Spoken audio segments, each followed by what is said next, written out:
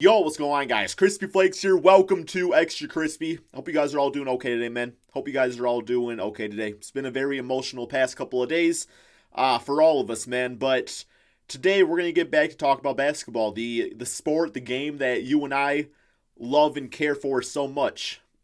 Today's video, guys, we're going to be reacting to Austin Sweat ranking the best centers from every team in the NBA this season. I think we've checked out the other four already, so this should be the final one for this particular series. Let me know in the comment section below. Who do you guys think the best center is? Is it Joel Embiid?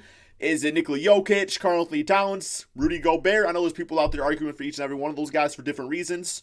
Andre Drummond? No. Got a new Pistons hat, by the way, guys. Got a new Pistons hat, so definitely liking that. Actually waiting for a new hoodie also. Hopefully that's here in the next few days. But here we go. Ranking the best center from every NBA team. The last of the rankings from every position. Now, numbers 30 through 25 aren't anything exciting, and they've all been playing at just about the same level all season long. We're just going to go through them really quickly with Willie CauleyStein, Alex Len, Dwight Powell, Ivica Zubac. Oh, come on, man. We got some beasts here, bro. Come on, man. You got... Really quickly. Wait, come on. We got Willie CauleyStein. Okay. Next, number 30 for Willie CauleyStein? Alex Len. Yeah, I'll take Willie CauleyStein over Alex Len.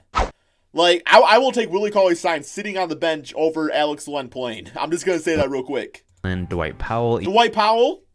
I feel very bad for the Mavericks. Zubac, Derek Favors, and Cody Zeller. See, I told you, nothing exciting. And not gonna lie, 24 is not too exciting either. But Daniel Theis deserved to mention because at first to start the season, it did look like Enes Kanter would have taken this spot. But since he's not a great defender and Theis is, it goes to him. Then Thomas Bryant takes 23 for Washington. And for the games he has been healthy for, he hasn't been really anything special this year. Still young and has some potential, but nothing major. Then 22 goes to the Cavs for Tristan Thompson. And this is his 9th year as a starter for the team, and in his prime at 28 years old, he's finally averaging career highs. He's number one against the Pistons, though, unfortunately. The man's an average NBA center at best. But for the Bulls and Wendell Carter at 21, he is averaging very similar stats to Tristan. The only difference is that Carter's defense away from the stats is at another level. The Bulls are still bad, but individually, Wendell Carter still has a lot of potential for years to come. Then Richaun Holmes takes 20 for the Kings. And the Kings brought in Dwayne Dedmon to be their starter this year, but it's been Holmes who stepped up and taken that spot. He might not be much more than a great role player for them, but he does play great with their style. 19, the Knicks and Mitchell Robinson. The man's playing great again this year, but is still coming off the bench behind Taj Gibson. Guys, stay out of foul trouble. 22 minutes a game. Mainly because he gets into foul trouble too often, and David Fizdale's trying to avoid that. Mitchell's a great shot blocker with a lot of potential though, and he's got to learn to control him. Do you feel like, this might be a weird question,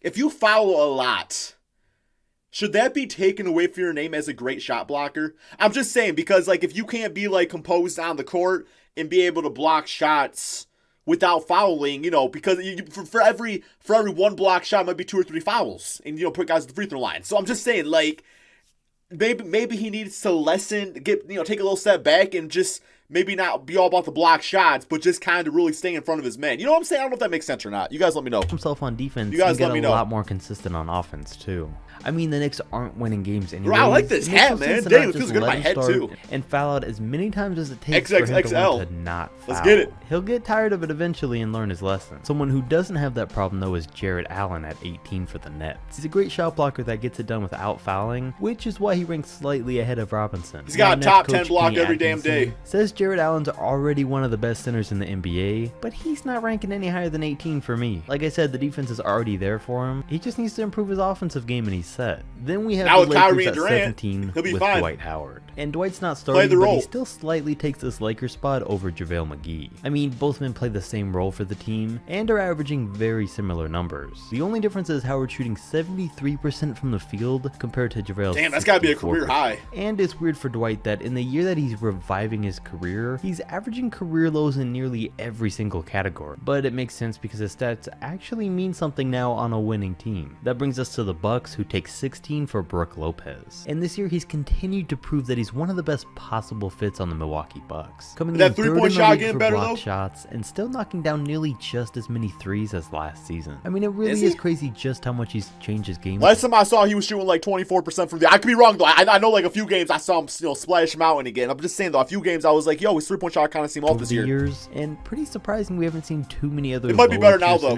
Might be better now. 15. The Grizzlies and Jonas Valanciunas. It looks like the Marc Gasol trade that landed the Grizzlies Valanciunas is officially a success. The man's averaging 15 and 10 right now on 60% from the field and 42% from the Damn, three, bro, 42 when he from actually three? does shoot from deep. And he's turned Oh into my a guy God. that consistently has good games every single night, but also has standout games every once in a while. He's a little older than the Grizzlies would like, but he's still going to be in his prime when the team's ready to make a real playoff. Was he like run. But 27? DeAndre Ayton's a little younger and comes in at 14 for Phoenix. And he hasn't played many games this year because of his suspension, but by now I'm convinced that he's going to be a star center in no time. He's got the defense, he's got the offense, he's shooting a good percentage and blocking a lot of shots. Is it too much to say like an offensively better version of Andre Drummond?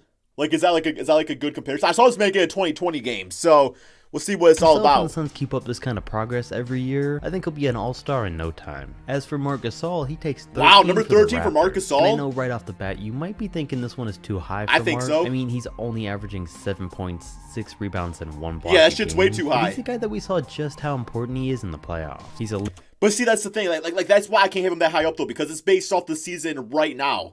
Like yes, for the playoffs last year, you know, he was big. But when you look at individual stats and just rank what guys do for teams and stuff, it's way too high. It's way too high. leader, a lockdown defender, shooting 40% from 3, and one of the best passing big men in the NBA. That's way too Number high. 12, Steven Adams for the Thunder. Now, I've ranked Adams lower in the past, and everyone said that I was crazy for doing it. So from feedback He's from a you guys, 9 I'm putting him here stat at sheet number guy. 12, which should be high enough. Currently, he's yet to be traded, but there's still a lot of teams interested in him, and it makes perfect maybe sense so is why, Marc because he's Gasol, the right? perfect I team guess. player at the center position. He doesn't ever really need the ball, but he rebounds, sets perfect picks and screens, and can score whenever he's needed to. Number 11, Miles Turner for the Pacers. And Turner had a lot of hype around him early on, and he is still good enough to rank in at 11. Yeah, he's still But got it's kind time. of disappointing how little he's developed over the past few years. He's still Don't got get me time. wrong, he has improved in some aspects, but not how people were expecting him to. I mean, really all he's done to his game is add a 3-point shot. His defense has always been there, but offensively, he's still only averaging 12 points and 6 rebounds a game. Wow, and that's now it? we're into the top 10. How are you Someone only whose average 12 game and has 6, really man? developed Damn. recently, and that's Bam Adebayo for the Heat. And Bam doesn't have a ranking to compare to from last year because Hassan Whiteside ranked in as the Heat's best center. But personally, he's done exactly what he was supposed to this I gotta year see who's after over the Bam, team though. traded Whiteside. Bam should he be stepped higher, I up as think. a starter and is having a big time breakout year, now averaging 16 and 10 while he's still only 22. And his speed and his play down low has played a big part in the Miami Heat as a team also breaking out this year. I have no complaints about Bam, but what I think he does need to continue to improve on is to step up the defense a little bit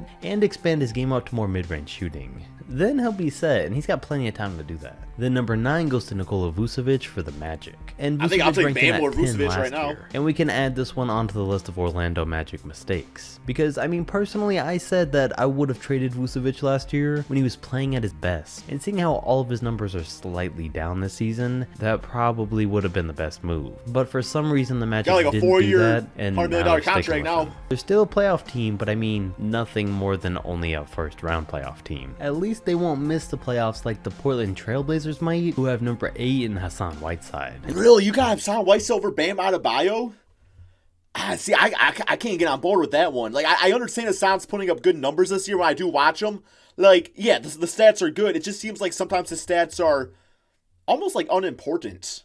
Like, what he does is like it looks cool on paper, but as far as like translating into wins, give me Bam. Give me Bam. This is a huge jump from last year for Hassan, ranked in at 16. He was no That is a longer a big good jump. fit on the Heat last season, but when Yusuf Nurkic went down with an injury, it made perfect sense for him to start on the Blazers. And he's been a great fit. He gave them the spark that they needed on defense, and he's leading the league in blocks right now with 3 a game. Well, I know he was averaging leading the 15 league. points a game, 14 There you go. rebounds, and on almost 60% shooting. Sure, he might still do a little stat padding here and there. That's but what I overall, think. I think he's doing a much better job as a team player, and a lot better than he did in Miami. Now, the number 7 spot goes to Clint Capella and the Rockets, which is a small step from the 9th spot that he was last season. And over the past 2 years, Clint Capella has does been what he does, and he things: does it well. efficient and consistent. Alone just as a player, he probably wouldn't rank this high given his skill set, but like a guy like Brook Lopez, he benefits from playing in the perfect system compared to his style, thanks to being able to run the floor and catch lobs from James Harden all game long. It's led him to being as good as he has been, and led to him taking the number 7 spot today. But the number 6 spot goes to the Pistons and Andre Drummond,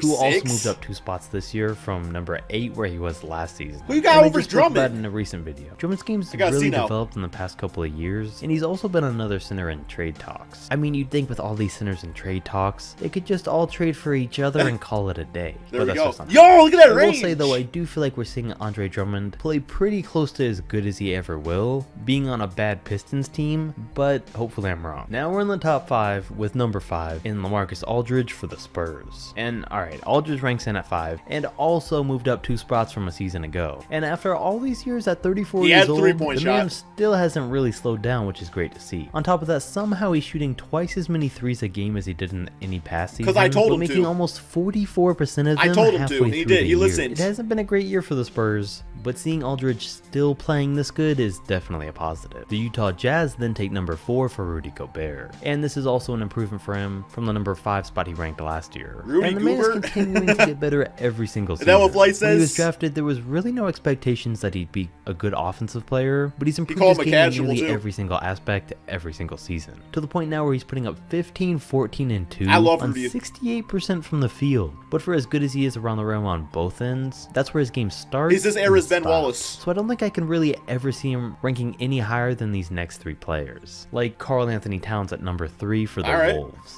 He ranked in at 7 last year, which is good progress. I had him number 1 at the beginning of the year. It makes sense. About 2 weeks in, He's been statistically having his best season, and I really almost ranked him in at number 2 because he's putting up superstar kind of numbers. But he still doesn't lead his team to wins like the 2 players ahead of him do. I mean, sure, he was just injured for a month, but even in the games that he played that he was healthy, the Wolves have had a 9-16 Bro, why are you grabbing that thing, record. bro? Like, what's that even like do? No matter how good he plays, he can't stop them from losing. But the organization hasn't done much to get him help either, which is a problem because he's one of the most complete centers in the I mean, I kind of disagree with that. It's like, you know, they long time ago traded Kevin Love for Andrew Wiggins. Like, Wiggins was looked upon as like the next LeBron James.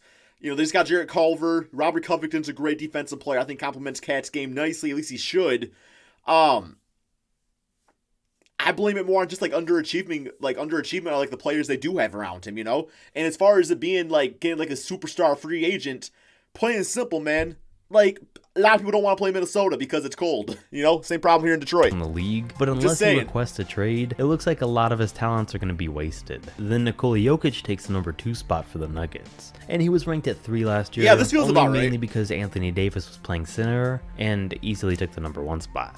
But he's at number 2 now, and I had to rank him ahead of Towns because, like I said, Jokic actually leads his team to wins. Now, if he never recovered from that extremely slow start to this season, he would have ranked much lower. So lost all that weight, back to being himself, which is a good sign for now, but does leave questions about his work ethic for the future. And it was a close call, but the number 1 spot goes to Joel Embiid. Yeah, I'm good with this. No arguments here. He was at the number 2 spot last year, but like I said, Anthony Davis was playing center, so he really had no chance at the number 1 spot. And between Jokic and Joel, the race for the best center in the league is still pretty close. You got a dominant, true big man that can shoot threes, or an all-around big man that can do a little bit of everything. For now, though, I'm leaving the rankings like this, and we can reassess things. Okay, yeah, I would say it's pretty accurate. Like, the only one is I would probably move Bam Adebayo up a little bit, but that's just, you know, maybe a little nitpick here and there. But yeah, overall, a pretty good ranking. No big time complaints about it. I know Andre Drummond don't deserve higher than what he actually got, man. You know, I think he was right. He was good right where he was. You might even argue maybe a little lower. But yeah, thank you all so much for watching, man. Go subscribe to the channel. Link to it in the description below. Peace out, my friends.